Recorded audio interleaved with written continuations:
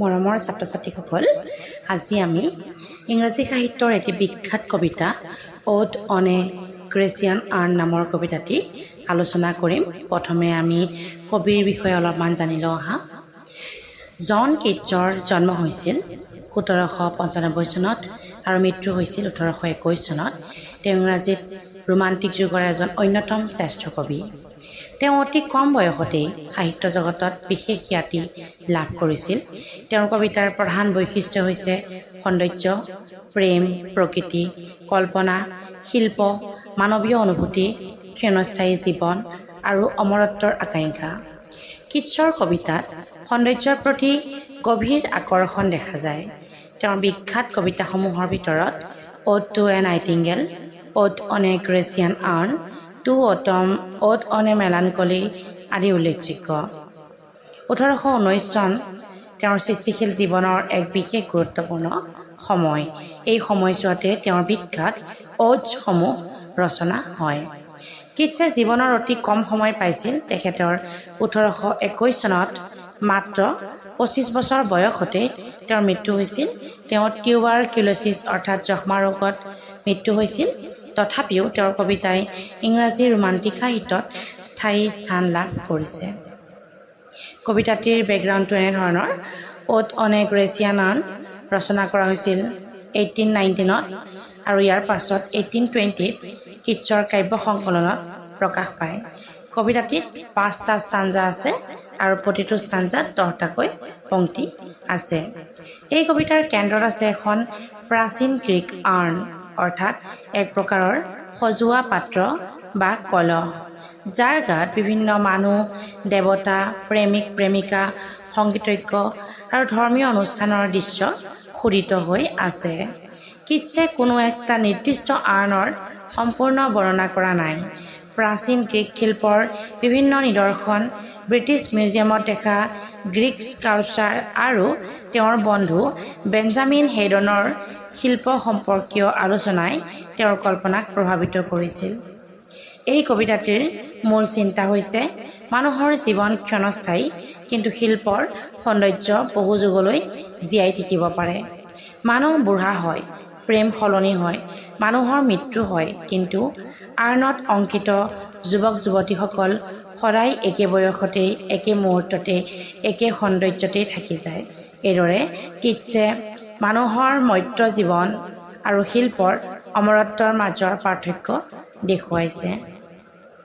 আমি লাইন বাই লাইন আলোচনা কৰিম। প্ৰথম ষ্টাঞ্জাত আছে দাউ ষ্টিল আনৰেভিষ্ট ব্ৰাইট অফ কোৱাইটনেছ। হে নীৰৱতাৰ চিৰশান্ত আৰু অক্ষত কইনা। কবিয়ে আনখনক এগৰাকী কইনাৰ সৈতে তুলনা কৰিছে। বহু বছৰ পাৰ হৈ যোৱাৰ পিছতো আনখনৰ সৌন্দৰ্য আৰু গঠন অক্ষত হৈ আছে। কোৱাইটনেছ মানে নীৰৱতা। সেয়েহে আনখন যে নীৰৱতাৰ সৈতে চিৰদিনৰ বাবে বিবাহপাশত আবদ্ধ হৈ আছে। দাউ Foster child of silence and slow' time. তুমি নীৰৱতা, ইয়াতে দাউ মানে তুমি। তুমি নীৰৱতা আৰু ধীৰে গতি কৰা সময়ৰ পালিত সন্তান। অৰ্থাৎ আনখন বহু যুগ ধৰি জীয়াই আছে। সময়ে বহু মানুহ আৰু সভ্যতাক সলনি কৰিছে, কিন্তু আনখন এতিয়াও বৰ্তি আছে। সেইবাবে কবিয়ে ইয়াক চাইলেন্স আৰু শ্ল' টাইমৰ সন্তান বুলি কৈছে। Sylvan historian who can't thus express a flowery tale more sweetly than our rhyme. হে অৰণ্যৰ ইতিহাসবিদ, তুমি তোমাৰ গাত অংকিত সুন্দৰ কাহিনী আমাৰ কবিতাতকৈও মধুৰভাৱে প্ৰকাশ কৰিব পাৰা। অৰ্থাৎ আনখনৰ গাত বিভিন্ন দৃশ্য অংকিত হৈ আছে। সেই দৃশ্যবোৰে প্ৰাচীন মানুহৰ জীৱন, প্ৰেম, সংগীত আৰু ধৰ্মীয় অনুষ্ঠানৰ কাহিনী নীৰৱভাৱে প্ৰকাশ কৰে। সেয়েহে কবিয়ে আনখনক হিষ্টৰিয়ান বা ইতিহাসবিদ বুলি কৈছে। ই মুখেৰে কথা নকয়, কিন্তু ছবিৰ মাধ্যমেৰে অতীতৰ কাহিনী কয়। What leaf-fringed legend haunts about thy shape of deities or mortals or of both? তোমাৰ আকৃতিৰ চাৰিওফালে কোন প্ৰাচীন কাহিনী অংকিত হৈ আছে? সেই কাহিনী দেৱতাৰ নে মানুহৰ নে দুয়োৰে? ইয়াত আৰ্ণৰ গাত থকা ছবিবোৰ দেখি কবিৰ মনত বহু প্ৰশ্নৰ সৃষ্টি হৈছে। তেওঁ জানিব বিচাৰিছে যে ছবিবোৰৰ চৰিত্ৰবোৰ প্ৰাচীন গ্ৰীক দেৱতা নে সাধাৰণ মানুহ। In Tempe or the dales of Arcady, what men or gods are these, what maidens loth. এই কাহিনী টেম্পি নে আৰ্কেডিৰ, এইসকল মানুহ নে দেৱতা, আৰু এই অনিশ্চুক যুৱতীসকল কোন? টেম্পি আৰু আৰ্কেডি প্ৰাচীন গ্ৰীক কল্পনাৰ সুন্দৰ প্ৰাকৃতিক অঞ্চল। কবিয়ে আৰ্ণখনৰ দৃশ্যবোৰক সেই পৌৰাণিক পৃথিৱীৰ সৈতে সম্পৰ্কিত কৰিছে। ছবিখনত কিছুমান পুৰুষে যুৱতীক অনুসৰণ কৰা যেন দেখা গৈ আছে। সেয়েহে কবিয়ে জানিব বিচাৰিছে এই ঘটনাৰ আঁৰত কি কাহিনী আছে। What men pursuit, what struggle to escape, what pipes and timbrels, what wild ecstasy. এই উন্মত্ত অনুসৰণ কিয়? কোনে কাৰ পৰা পলাইছে? এই বাঁহী আৰু বাদ্যযন্ত্ৰ কিহৰ? এই উন্মত্ত আনন্দ কিয়? আৰ্ণত প্ৰেম, অনুসৰণ আৰু সংগীতৰ দৃশ্য আছে। কবিয়ে সেই স্থিৰ ছবিখন দেখি নিজৰ কল্পনাৰে এক জীৱন্ত ঘটনা সৃষ্টি কৰিছে। তেওঁৰ মনত হৈছে যেন কোনো উৎসৱ বা আনন্দ অনুষ্ঠান চলি আছে।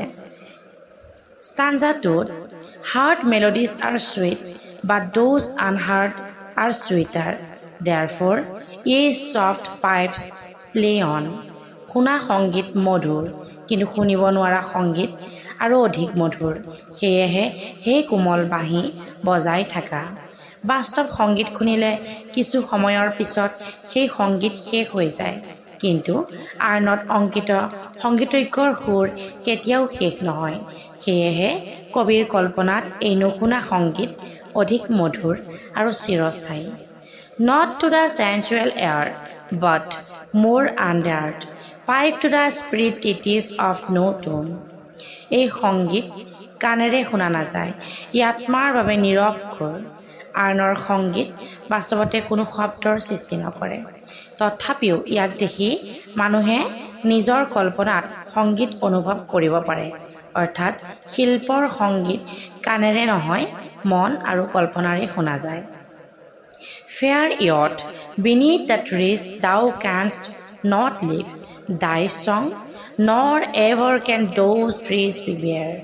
হে সুন্দৰ যুৱক, তুমি কেতিয়াও তোমাৰ গান বন্ধ কৰিব নোৱাৰিবা, আৰু সেই গছবোৰো কেতিয়াও পাতশূন্য নহ'ব।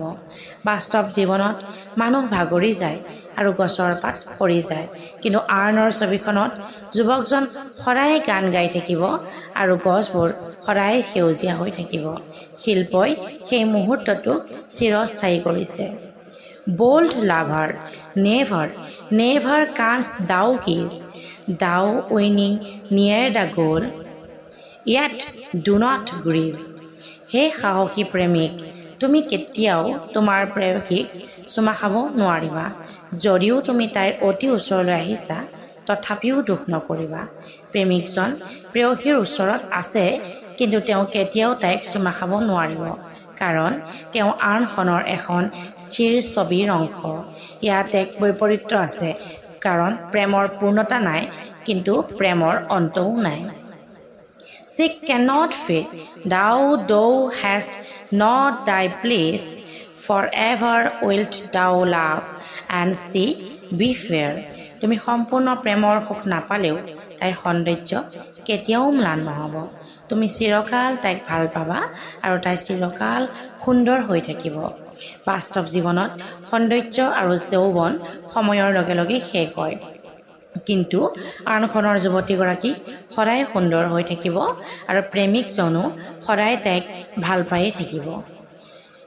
তৃতীয় ষ্টাঞ্জাটোত আছে, happy happy boughs, she cannot shed your leaves nor ever bite the spring at you. হে সুখী গছৰ ডালবোৰ, তোমালোকৰ পাত কেতিয়াও নসৰে আৰু তোমালোকে কেতিয়াও বসন্তক বিদায় দিব নালাগে। বাস্তৱ প্ৰকৃতিত বসন্ত আহে আৰু যায়, কিন্তু আৰ্ণৰ গছবোৰৰ বসন্ত কেতিয়াও শেষ নহয়। শিল্পই এটা সুন্দৰ মুহূৰ্তক চিৰদিনৰ বাবে স্থিৰ কৰি ৰাখিছে। And happy melodies unwearied, forever piping songs, forever new. আৰু সেই সুখী সংগীতজ্ঞ তুমি কেতিয়াও ভাগৰি নপৰাকৈ চিৰকাল নতুন নতুন গান বজাই থাকিবা। বাস্তৱ সংগীতজ্ঞ এদিন ভাগৰি পৰে, কিন্তু আৰ্ণৰ সংগীতজ্ঞজনে চিৰকাল সংগীত বজাই থাকিব পাৰে। তেওঁৰ গান কেতিয়াও পুৰণি নহয়, কাৰণ শিল্পৰ ভিতৰত সেই মুহূৰ্ত সদায় নতুন।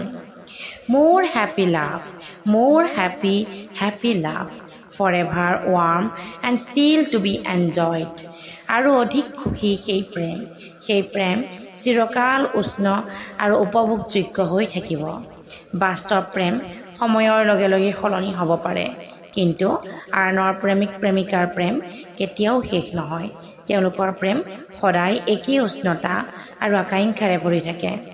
For ever painting and for ever young, all breathing human passion for এভভ।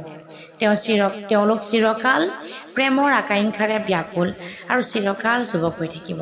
তেওঁলোকৰ প্ৰেম যেন সাধাৰণ মানৱীয় আৱেগৰ বহু ঊৰ্ধত। বাস্তৱ মানুহৰ যৌৱন ক্ষণস্থায়ী, কিন্তু আৰ্ণৰ প্ৰেমিক প্ৰেমিকাসকলৰ যৌৱন কেতিয়াও শেষ নহয়। তেওঁলোকৰ প্ৰেম সময় আৰু বাৰ্ধক্যৰ পৰা মুক্ত। That leaves a heart high sorrowful and cloyed, a burning forehead and a piercing tongue. বাস্তৱ মানৱীয় প্ৰেমে কেতিয়াবা হৃদয়ত গভীৰ দুখ, অশান্তি আৰু আকাংক্ষাৰ সৃষ্টি কৰে। ইয়াত কবিয়ে বাস্তৱ জীৱনৰ প্ৰেমৰ সীমাবদ্ধতা দেখুৱাইছে। প্ৰেমে আনন্দ দিয়াৰ লগতে দুখ, আকাংক্ষা, হতাশা আৰু মানসিক অশান্তিও সৃষ্টি কৰিব পাৰে, কিন্তু আৰ্ণৰ শিল্পজগতৰ প্ৰেমিক প্ৰেমিকাসকল সেই পৰিৱৰ্তনৰ পৰা মুক্ত। ষ্টাঞ্জা 4. Who are these coming to the sacrifice? To what green altar, O mysterious priest? এইসকল কোন, যিসকলে বলি অনুষ্ঠানলৈ গৈ আছে? হে ৰহস্যময় পুৰোহিত, তুমি তেওঁলোকক কোন সেউজীয়া বেদীলৈ লৈ গৈছা? আৰ্ণৰ আন এটা ছবিত এটা ধৰ্মীয় অনুষ্ঠান দেখা গৈছে। এজন পুৰোহিতে মানুহৰ এটা দলৰ সৈতে এটা বলিৰ পশু লৈ গৈছে। কবিয়ে এই দৃশ্যৰ অৰ্থ জানিবলৈ চেষ্টা কৰিছে। Leads thou that heifer looking at the skies, and all her silken flanks with garlands dressed? তুমি আকাশৰ ফালে মাতি থকা সেই গাইজনীক কলৈ লৈ গৈছা, যাৰ শৰীৰ ফুলৰ মালাৰে সজোৱা হৈছে?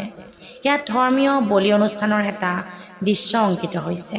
গাইজনীক ফুলেৰে সজোৱা হৈছে আৰু পুৰোহিতে ইয়াক বলি দিবলৈ লৈ গৈছে।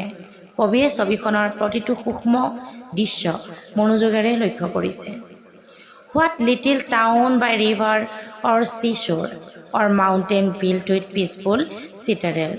নদী বা সাগৰৰ পাৰত অথবা শান্ত দুৰ্গৰে সজোৱা পাহাৰৰ ওপৰত থকা সেই সৰু নগৰখন কোনখন? কবিয়ে কল্পনা কৰিছে যে এই মানুহবোৰ নিশ্চয় কোনো সৰু নগৰৰ পৰা আহিছে। আৰ্ণৰ ছবিখনে তেওঁৰ কল্পনাত এখন সম্পূৰ্ণ প্ৰাচীন নগৰৰ ছবি সৃষ্টি কৰিছে।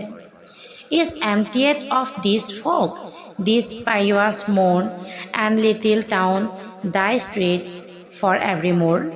এই পবিত্ৰ পুৱাত এই সকলো ভক্ত মানুহ ওলাই অহাৰ বাবে সেই নগৰখন খালী হৈ পৰিছে নেকি? আৰু সেই সৰু নগৰ, তোমাৰ ৰাস্তাবোৰ চিৰকালৰ বাবে একে হৈ থাকিব। Will silent be, and not a soul to tell why thou art desolate, can e'er return? চিৰকাল নীৰৱ হৈ থাকিব, আৰু কোনো মানুহে উভতি আহি সেই নগৰখন কিয় খালী হৈ আছে সেই কথা ক'ব নোৱাৰিব। আৰ্ণৰ শিল্পই এটা মুহূৰ্ত চিৰদিনৰ বাবে স্থিৰ কৰি ৰাখিছে। নগৰৰ মানুহবোৰ কেতিয়াও ঘূৰি নাহিব, আৰু কবিয়েও নগৰখনৰ সম্পূৰ্ণ কাহিনী জানিব নোৱাৰিব। ইয়াত শিল্প ৰহস্যময় আৰু নীৰৱ স্বভাৱ প্ৰকাশ পাইছে। Stanza 4. Oh, Attic shape, fair attitude, with breath of marble men and maidens of our. হে প্ৰাচীন গ্ৰীক শিল্পৰ সুন্দৰ আকৃতি, তোমাৰ গাত পাথৰত খোদিত পুৰুষ আৰু যুৱতীৰ সুন্দৰ দৃশ্য আছে। এটিক শব্দটোৱে প্ৰাচীন এথেন্স বা এটিকৰ গ্ৰীক শিল্পৰ সৈতে সম্পৰ্ক বুজায়।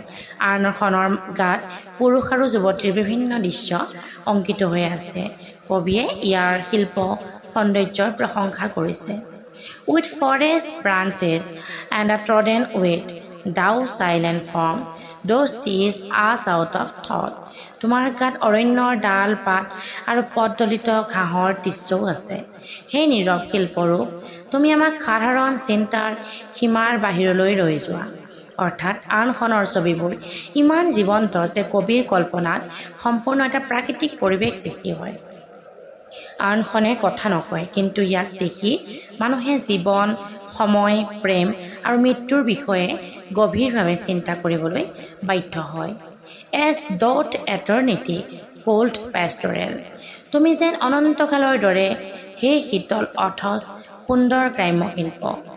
আৰ্ণৰ দৃশ্যবোৰ চিৰস্থায়ী, কিন্তু বাস্তৱ জীৱনৰ দৰে উষ্ণ আৰু জীৱন্ত নহয়। মানুহবোৰে কথা ক'ব বা লৰচৰ কৰিব নোৱাৰে, সেয়েহে কবিয়ে ইয়াক কোল্ড পেষ্টৰেল বুলি কৈছে। When old age shall this generation waste, thou shalt remain in midst of other woe. যেতিয়া বাৰ্ধক্যই এই প্ৰজন্মক ধ্বংস কৰি পেলাব, তেতিয়াও তুমি আন দুখ কষ্টৰ মাজত জীয়াই থাকিবা। মানুহৰ জীৱন ক্ষণস্থায়ী। এটা প্ৰজন্ম শেষ হোৱাৰ পিছত আন এটা প্ৰজন্ম আহিব, কিন্তু আনখন সেই সকলো পৰিৱৰ্তনৰ মাজতো জীয়াই থাকিব। ইয়াত শিল্পৰ অমৰত্ব স্পষ্টভাৱে প্ৰকাশ পাইছে। When old age shall this generation waste, ইয়াত কবিতাৰ শেষত আনখনক মানুহৰ চিৰস্থায়ী বন্ধু হিচাপে কল্পনা কৰা হৈছে। ই নতুন নতুন প্ৰজন্মক সৌন্দৰ্য আৰু সত্যৰ বিষয়ে সোঁৱৰাই থাকিব। অৰ্থাৎ beauty is truth, truth beauty. সৌন্দৰ্যই সত্য আৰু সত্যই সৌন্দৰ্য। এই বিখ্যাত কথাষাৰৰ জৰিয়তে কিটছে সৌন্দৰ্য আৰু সত্যৰ মাজত এক গভীৰ সম্পৰ্ক দেখুৱাইছে। মহান শিল্পৰ সৌন্দৰ্য ক্ষণস্থায়ী নহয়, ই মানুহক জীৱনৰ গভীৰ সত্যৰ বিষয়ে চিন্তা কৰিবলৈ বাধ্য কৰে। শেষৰ দুটা পংক্তিৰ অৰ্থ আৰু জ্যোতিচিহ্নক লৈ সাহিত্য সমালোচনাত বিভিন্ন ব্যাখ্যা আছে। এই কবিতাটিৰ পৰা আমি এইখিনি বুজিলোঁ যে odd on a Grecian earn মূলতঃ শিল্পৰ অমৰত্ব আৰু মানুহৰ জীৱনৰ ক্ষণস্থায়িত্বৰ কবিতা। ছাত্ৰ ছাত্ৰীসকল, আজিৰ ভিডিঅ'টো ইমানেই আছিল। ধন্যবাদ।